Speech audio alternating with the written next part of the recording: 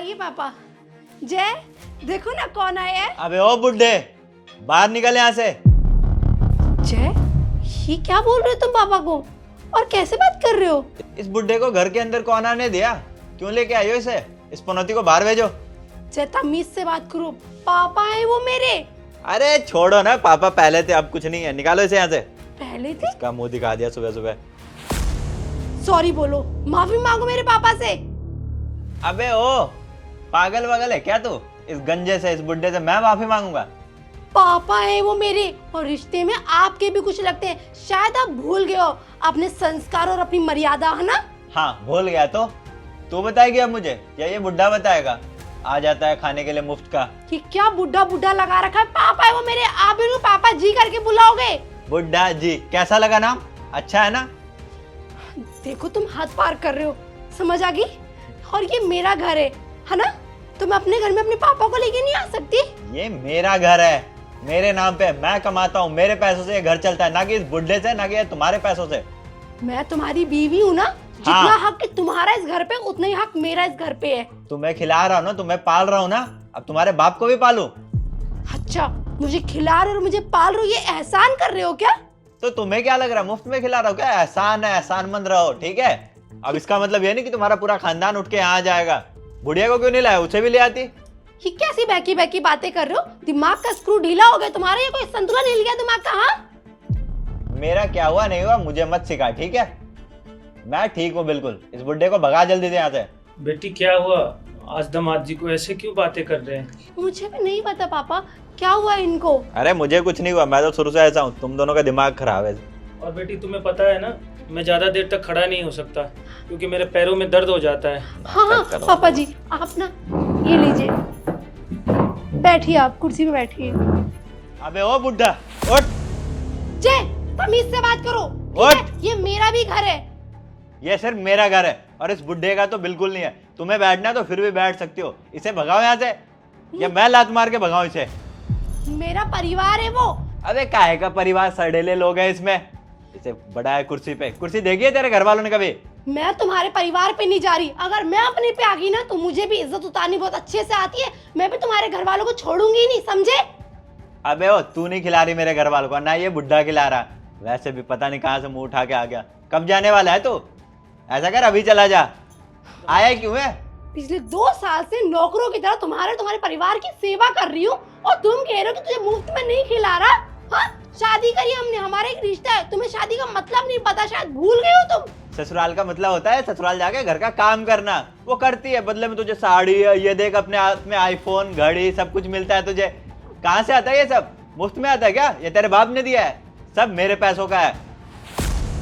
हाँ, शादी करी तो तुम्हारा ही फर्ज है ना कि तुम ही सारी चीजें दिलोगे। कोई एहसान तो नहीं करे ना? करोड़ों की आबादी में सारे मर्द यही काम करते हैं ना, अपनी औरतों को देते ही है ना, उनको पहनने के लिए कपड़े और खाने के लिए खाना। तो तुमने कोई अनोखा काम कर दिया क्या?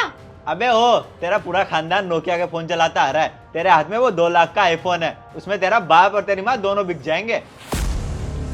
बेटी आप लोग क्यों झगड़ रहे हो? अबे चुप कर, तेरे से पूछा? चुपचाप खड़ा रहा यहाँ। झगड़ रहे हो? देखे इनके तेवर, देखे। अरे शादी करिए, इनको शादी का मतलब नहीं पता। आज मेरी इज्जत उतार रहे हैं, आपकी इज्जत उतार रहे हैं। अरे हमारी कोई इज्जत नहीं है। चुप करो बेटी। ये बुड्ढा बीच में बोल क्यों रहा है? अबे ओ, तेरी बेटी बोल रही है, सुन रहा हूँ, काफी है। तू क्यों बोल रहा है? 2 थप्पड़ लगेंगे ना, होश में आ जाएगा। जय, जुबान खींच लूंगी मैं, समझे? थप्पड़ मारना मुझे भी आता है। नहीं बेटी, ऐसे नहीं कहते दामाद जी को। क्यों, इनकी आरती उतारूंगी क्या? इन्होंने कोई अच्छे काम नहीं करे हैं। हाथ में चूड़ियां जरूर पहनी है, लेकिन हाथ उठाना मुझे भी आता है, समझे तुम? और अगर एक औरत चाहे ना तो अपने पति की इज्जत उतार के 2 मिनट में जमीन पर ला सकती है। मैंने तुम लोगों को मांग पे सजा के रखा हुआ है, तो जमीन पर लाना भी मुझे अच्छे से आता है। अबे आओ, इतनी इज्जत होती ना तो अपने बाप को यहाँ नहीं बुलाती मुफ्त का खाने के लिए। आ जाता है पता नहीं कहाँ से मुंह उठा उठा के। बेटी चुप रहो, मुझे पता चल गया आप लोग क्यों लड़ रहे हो। और मेरी वजह से लड़ रहे हो ना आप लोग। और मुझे 1 मिनट यहाँ रहना नहीं है और ना किसी की बात सुनना है। मैं यहाँ से जा रहा हूँ। और मुझे नहीं पापा, आपको कहीं जाने की कोई जरूरत नहीं है। ये घर उतना ही मेरा जितना इनका है। मैं भी इस घर में शादी कर कर आई हूँ, कोई भीख में दिया हुआ दक्षिणा नहीं है जो उठा के लेकर आ गए मंदिर से मुझे। सही बोला तुमने, ये घर हम दोनों का है। याद है ना तुमने क्या किया था? पापा जी, आपको जाने की कहीं जरूरत नहीं है। मैं आपकी कोई बेइज्जती नहीं करना चाहता था, लेकिन मैं भी मजबूर था। क्यों? कौन सी मजबूरी आ गई जो आज तुमने मेरे पापा की इतनी बेइज्जती कर दी? हाँ, याद है उस दिन जो मेरे बुआ के साथ किया था तुमने? भूल गई? आई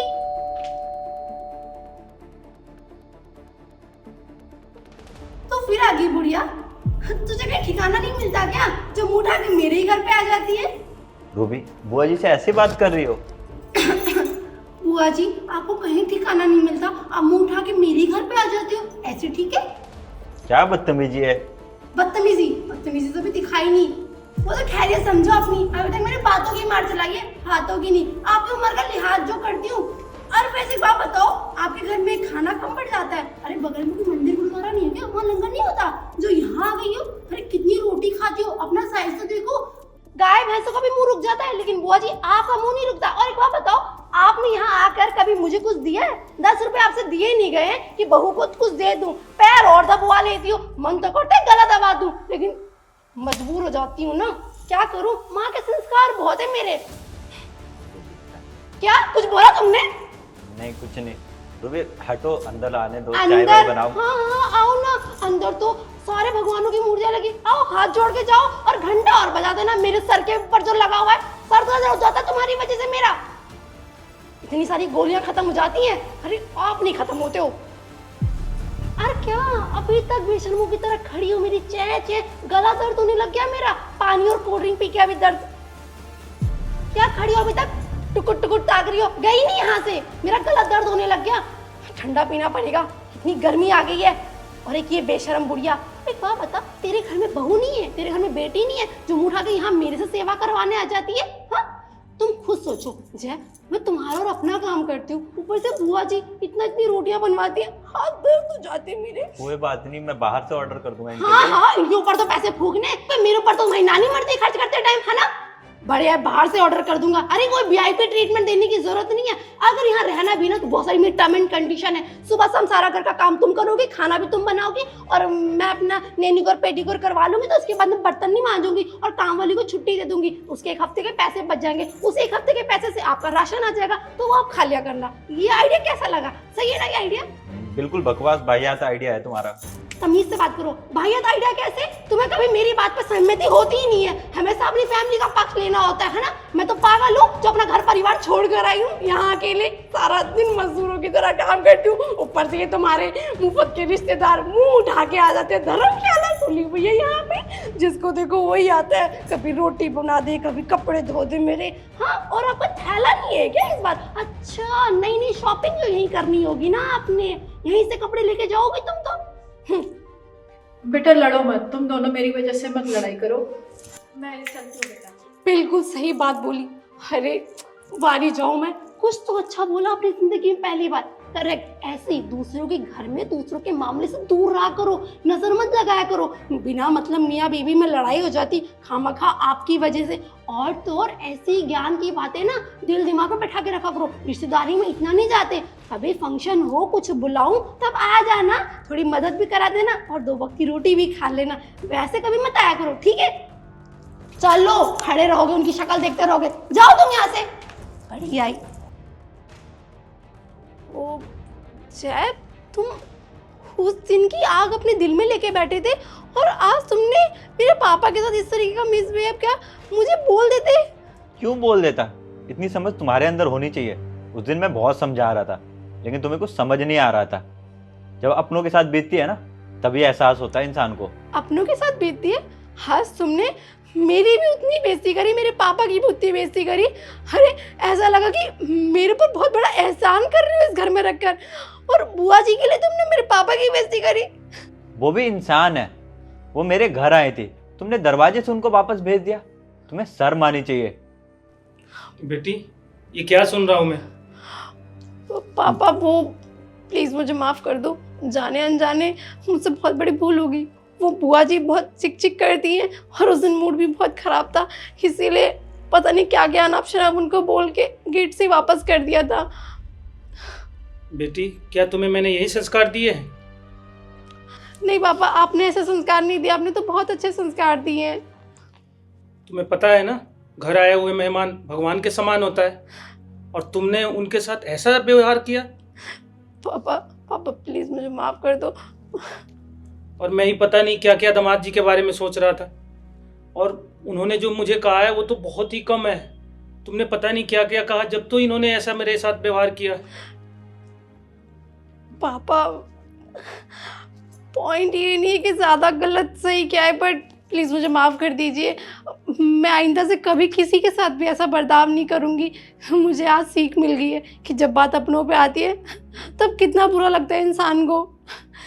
और ये बहुत गलत बात है, बस इंसान अपने दर्द को ही समझ पाता है, किसी और की फीलिंग्स को नहीं समझता। और बुआ के साथ नहीं बेटा, किसी के साथ ऐसा नहीं करते। ये बहुत गलत बात है। मैं यहाँ रुकना नहीं चाहता। नहीं पापा, आप ऐसा मत बोलिए ना। आप तो 2 दिन रुकने के लिए आए थे ना, रुक के ही जाना। चाहे प्लीज़ मेरे पापा को मना लो।